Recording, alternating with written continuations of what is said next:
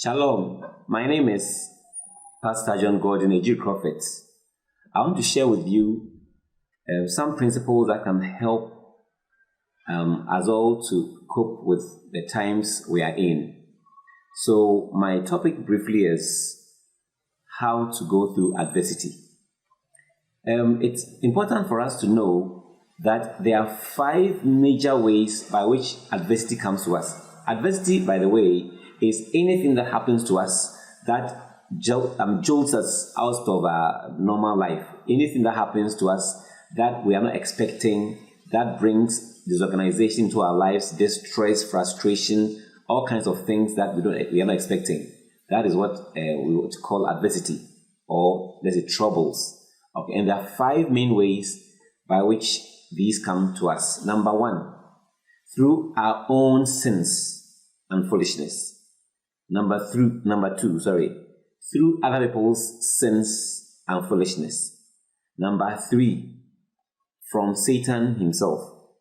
Number 4, it can also come from God. And number 5, adversity can come to us through the normal course of things. Just because we are human beings and we are in a fallen world, we can go through adversity. So let me pick all of them one after the other. The first one is the fact that adversity can come to us because of our own mistakes, our own sins, the kinds of things that we do to undermine the good future that God has for us. Okay, so if you're a young person, for example, and you decide to go into some kinds of living that don't help you, and because of that, you reap some consequences that don't augur well for you, you can go through adversity. I remember I had to counsel with a young person who had finished school, did not do well, and was struggling at home. And he didn't really know what to even do for the future. And I was trying to find out from him what happened. And what he told me was that when he was in school, he used to run away to town with his other friends. But he claims that when they were doing those things, their teachers did not discipline them. He's now putting the blame on his teachers. But he should have known better. Because of the choices he made and the kinds of things he went into, he ended up not doing well, and he messed up his life. Okay. In another sense, if you have let's say a young person, a young girl who decides to take a boyfriend while still in school and gets pregnant and therefore drops out of school, this person is out of school because of her own mistakes, her own sins, her own foolishness. Okay, so adversity can come to us because of the choices that we make ourselves. That's the first one. Number 2, it can also come to us because of what other people have done, other people's mistakes or their sins or their foolishness. So our parents can make mistakes that can affect us. Other people can also make mistakes that can affect us. If a driver is driving carelessly and maybe there are people in the vehicle, and this man is driving carelessly and there is an accident, because of his carelessness, other people can lose their lives or get hurt. Okay, now we all know that this coronavirus pandemic that has come, it started in China. We believe, and it's believed that it was man-made, that certain things were done in a lab somewhere, and the result is what we are seeing. So people's mistakes, other people's mistakes or their wickedness is what has caused us to be where we are now. So other people can cause us to go through things that we didn't expect to go through. Okay, because fathers are irresponsible, it can cause their children to fall out of school or not have a good foundation in life. All right. So adversity can come to us by our own mistakes, by our own foolishness, by our own sins, and it can also come to us by the mistakes that others do that affect us. The third way adversities come is from the devil. The Bible says that the thief came to steal and kill and destroy. But Jesus Christ says, "But I came that they may have life and have it more abundantly." It is true that much of what happens in our lives will depend on how we live our lives. In Latin, there is an adage that says, "Faber est quisque fortunae suae." Faber est quisque fortunae suae. To it, each one is the architect or the builder of their own future or their own fortune or their own future. Okay. And so that is true though. But then we also know that the devil can cause trouble for us.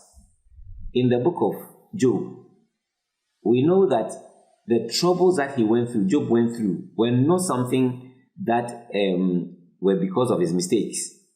The Bible says he was a very blameless man and one of the most blameless people that lived at his time.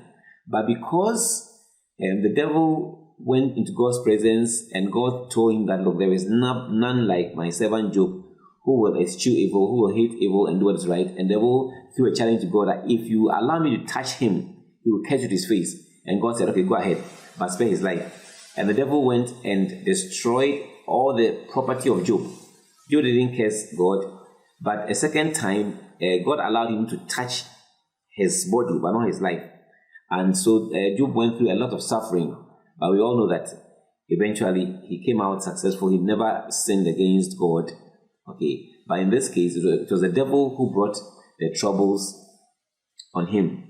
So the devil can also bring troubles to us. And the Bible says in Ecclesiastes chapter 10, verse 8, the one who digs a pit will fall into it, and the one who breaks through a wall, a serpent will bite him. God has given us righteousness as a protection, as a wall around us. If we break through it by going to commit certain kinds of sins or doing certain kinds of things that are not right, we can allow the devil or can give the devil the legal right to come into our lives and cause havoc. And I know that many people have brought cases on their lives because of the choices they have made in the past. You know, we know that those who go into the lodges, Freemason, Odd Fellows, and other kinds of places like that, eventually bring a lot of trouble on themselves before they die. Okay, people who go through all kinds of issues that give the devil a legal ground to come into their lives. Though eventually, when they suffer, it's because of the choice that they've made that makes them go through the kinds of sufferings that eventually they go through. All right, and that is why it's important from time to time to go through deliverance, so that if whatever you're going through is from the evil one, they can be dealt with. Okay, it's true that when we become Christians, we don't come under the curse of the law, but certain things in our lives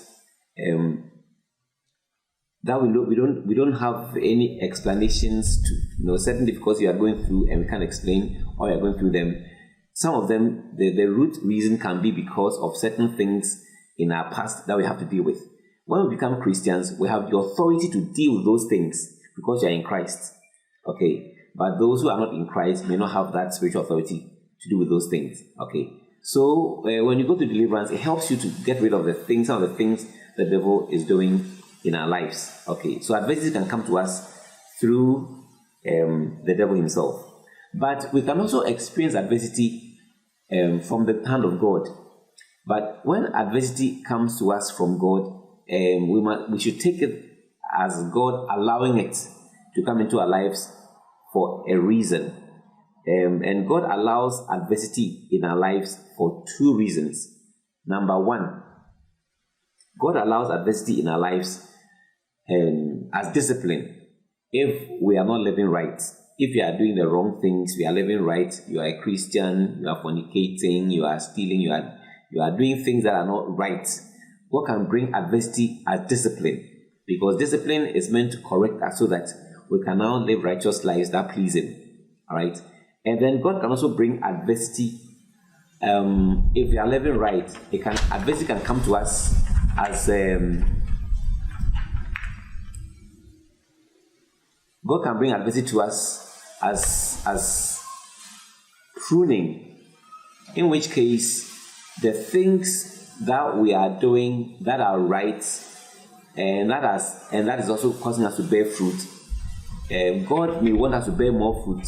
So in that case, what he does is that he causes certain difficulties to come into our lives so that we can, through the difficulties, become more fruitful or more productive. An example of such a thing that happened to a person in the Bible is Joseph.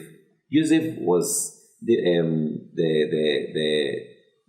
beloved son of Jacob, but he went into Egypt, was sold by his brothers as a slave, and he was a slave in Potiphar's house for several years. Potiphar's wife eventually lied about him, that he tried to rape him, which was actually not the case. It was rather the reverse. The woman wanted to rape him, and eventually he was put in prison for several years. We don't know how long he stayed in prison, but we know that from the time he became a slave till the time he stood before Pharaoh, it was 13 years. So he was 13 years either in prison or as a slave. And Joseph lived a righteous life. So God used what he went through in Egypt to actually prune him, to make him a better person, so that by the time he came into Pharaoh's presence, he was well made, well formed, and was able to deliver the goods as the prime minister of Egypt. So adversity are the things that happen in our lives that help us to become better people. One lady told me that she was called by God to be an intercessor, but she didn't pray at night when she knew she should pray. She wasn't praying. She rather spent a lot of time watching late night movies instead of praying. One day, she got up at dawn to discover that her laptop, which was lying by her pillow when she slept, had been stolen. And then when that happened, she prayed for several days that God should let the laptop be found. It was never found. Then she began to pray at midnight. So God used her laptop getting missing to get her attention and prune her to be able to pray.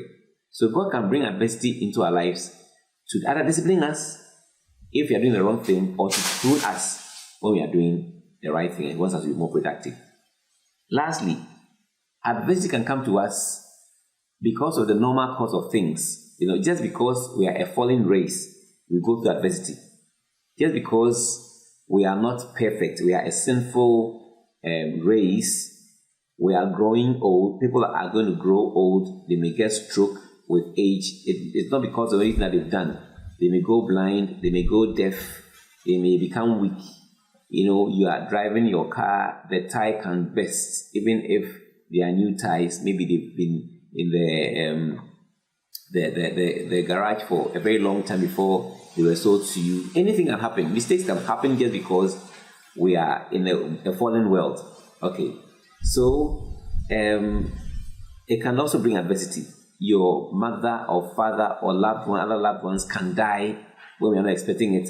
People can lose their jobs. This coronavirus that has come is causing many companies to lay off people who never thought that they were going to lose their jobs overnight. It is not their fault.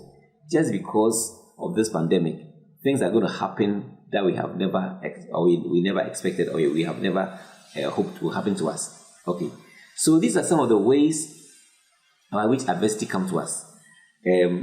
Adversity comes to us, as I said, number one, through through our own foolishness and sins. Number two, through other people's foolishness and sins. Number three, from the devil. Number four, from God. And it comes for pruning if you are doing the right thing, or discipline if you are doing the wrong thing.